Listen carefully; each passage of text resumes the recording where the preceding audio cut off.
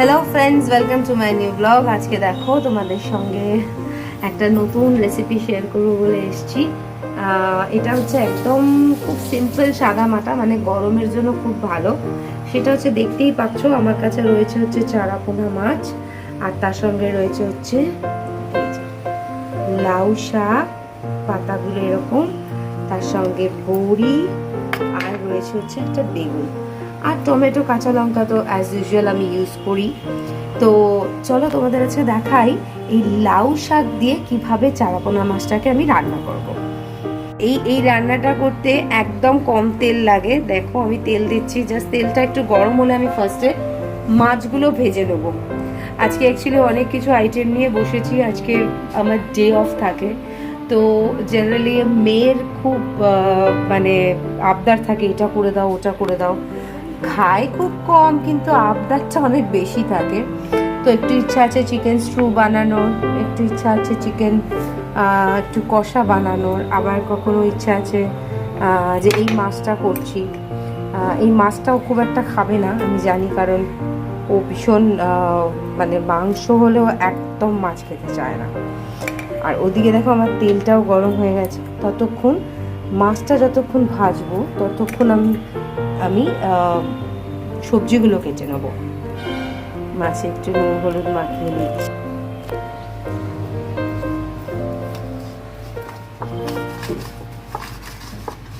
একটা সময় ছিল সত্যি আমি মাছ ধরতাম না, মানে কি হয়ে যায় মানুষ না, বিশেষ করে মেয়েরা।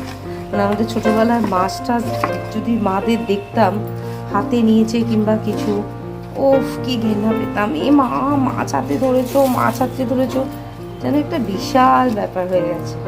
কিন্তু এখন দেখো নিজেরাই করতে হচ্ছে, তাই হয় আর কি মেয়েদের ক্ষেত্রে। হোয়াটএভার, এখন ছেলেদের ক্ষেত্রেও হয়, বিকজ ছেলেরাও কিন্তু খুব ভালো রান্না করে। আমি বলবো না ছেলেরা রান্না করে না। খুব কম তেল নিয়েছি, দেখতেই পাচ্ছ। সেই তেলে ফার্স্টে আমি মাছগুলো ভেজে নিচ্ছি। যেহেতু মাছগুলো বেশ বড় বড়, দু পিস করেই ভাজবো। মাছ ভাজতে ভাজতে দেখো আমার সবজিগুলো কাটা হয়ে গেছে। আর শাইনি না থাকলে অ্যাকচুয়ালি আমার ক্যামেরা ধরার লোক থাকে না। আর এখনও স্কুলে রয়েছে, তো জেনারেলি আমাকেই করতে হচ্ছে। এক হাতে ক্যামেরা ধরে এক হাতে রান্না দেখানো হচ্ছে, খুব টাফ একটা ব্যাপার। কিন্তু তবুও আমার ইচ্ছে করছে খুব শেয়ার করতে ব্লগটা, তাই জন্য আমি তোমাদের সঙ্গে শেয়ার করছি। আর এইখানে আমি কেটে নিয়েছি লাউ শাকগুলো, আমি খুব বেশি কাটিনি। যেগুলো একটু বড় লাউ শাক সেগুলো আমি এইভাবে কেটেছি, যেগুলো ছোট ছোট লাউ শাক সেগুলোকে আমি মোটামুটি গোটাই রেখেছি। আর এখানে আমি টমেটো কেটেছি, বেগুন কেটেছি, এখানে বড়ি আছে, এগুলো একটু ভেজে নেবো। এখানে রয়েছে, যেটা ছাড়া আমি রান্না করতে পারি না এতদিন সবাই জানো, কাঁচা লঙ্কা। তো আজকের রান্নার এইগুলো দিয়েই হবে। আর একটু পেঁয়াজ কেটে রেখেছি, ব্যাস এটা দিয়েই রান্নাটা করবো। অ্যাকচুয়ালি এই টেস্টটা, ফ্লেভারটা আসে হচ্ছে এইটার জন্য, এই যে লাউ শাকের একটা রস যে ঢোকে মাছের ঝোলে, বেশ ভালো লাগে সেটা খেতে। কতটা কম তেলে রান্নাটা হচ্ছে সেটা দেখানোর জন্য আমি তুললাম। দেখতেই পাচ্ছ কতটা কম তেল আমি দিয়ে রান্নাটা করছি। এই তেলের মধ্যে আমি ফার্স্টে দিয়ে দেবো হচ্ছে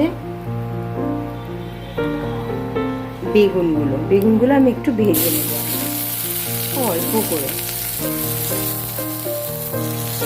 যে করে কিন্তু ভাজার সময় আমি একটু নুন ইউজ করি, তার সঙ্গে দেবো একটু হলুদ গুঁড়ো, দিলাম একটু কালো জিরে। বেগুন আর কালো জিরেটাকে জাস্ট নাড়াচাড়া করবো, খুব বেশি ভাজবো না, খুব কম সময়ে রান্নাটা হয়, আমার কিছু টাইম লাগে না। এর মধ্যে দিয়ে দেবো আমি কেটে রাখা পেঁয়াজ, দিয়ে একটু বড়িগুলোও ভেজে নেব বেগুনের সঙ্গে। এগুলো আবার একটু তুলে পেঁয়াজ করে নেব।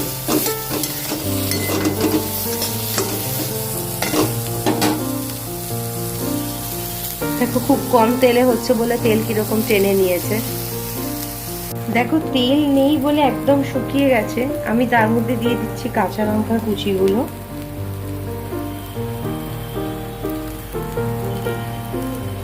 আর সঙ্গে দিচ্ছি কাটা টমেটো।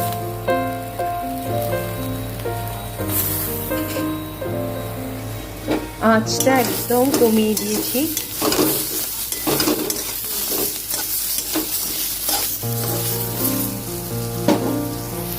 এবার দেব হচ্ছে হলুদ।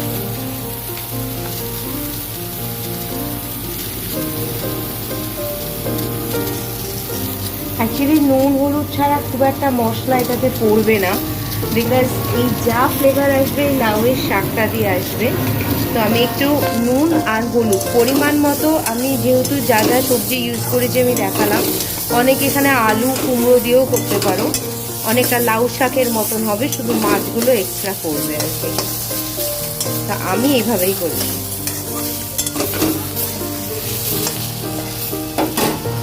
খুব কম সময়ের জন্য হলেও অ্যাটলিস্ট একটু বৃষ্টি হচ্ছে এখন, সেটাতে খুব ভালো লাগছে আর কি। এতদিন ধরে কোনো বৃষ্টি ছিল না, তো প্রচণ্ড কষ্ট পেয়েছে বাচ্চারা থেকে বড়রা সবাই। দেব একটু গোলমরিচ গুঁড়ো,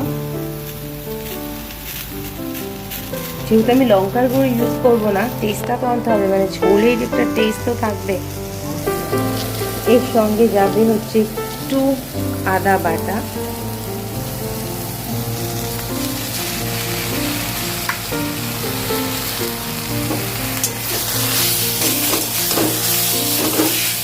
ফ্লেভারটা কিন্তু খুব ভালো বেরিয়েছে। প্রথমেই বললাম আমি কোনো মশলা ইউজ করবো না এটাতে। খুব ভালো করে জিনিসগুলো ফ্রাই করে নিয়েছি, এবার আমি এর মধ্যে দিয়ে দেবো জল।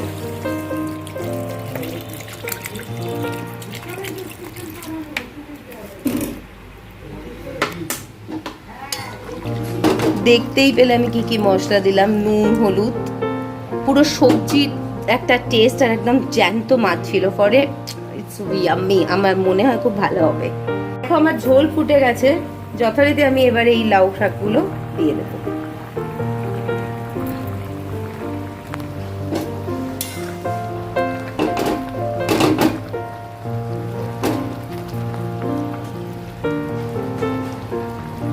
লাউ শাক হতে বেশিক্ষণ তো সময় লাগে না, তার সঙ্গে সঙ্গে আমি দিয়ে দেবো ভাজা মাছগুলো।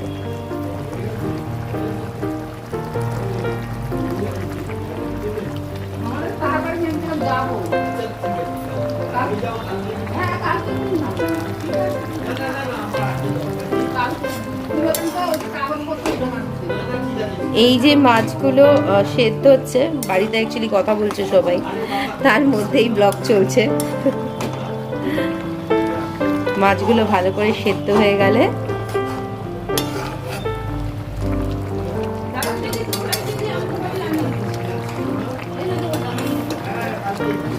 তারপর আমরা জিনিসটা নামিয়ে নেব। একটু ফুটবে, কারণ মাছের মধ্যে একটু রসটা ঢোকা দরকার, কিংবা লাউ শাকটাও এই মাত্র দিয়েছি, দেখতেই পেয়েছো এই যে, তো সেইগুলো একটু পুরো ব্যাপারটা আর কি একটা ঝোল, এবং খুব ভালো টাটকা মাছের ঝোল টাইপের। তো জেনারেলি এটা ভীষণ ভালো খেতেও হবে, তার মধ্যে ওই লাউ শাকগুলোর টেস্ট আছে আর কি, সব মিলিয়ে ইট ওয়াজ ইয়াম্মি। তো যাই হোক, আজকের ব্লগ এখানেই শেষ করব। দেখতেই পেলে মাছ রান্না শেষ। নেক্সট ব্লগ কিছু না কিছু নিয়ে আসবো, ততদিনের জন্য টাটা, সবাই খুব ভালো থেকো।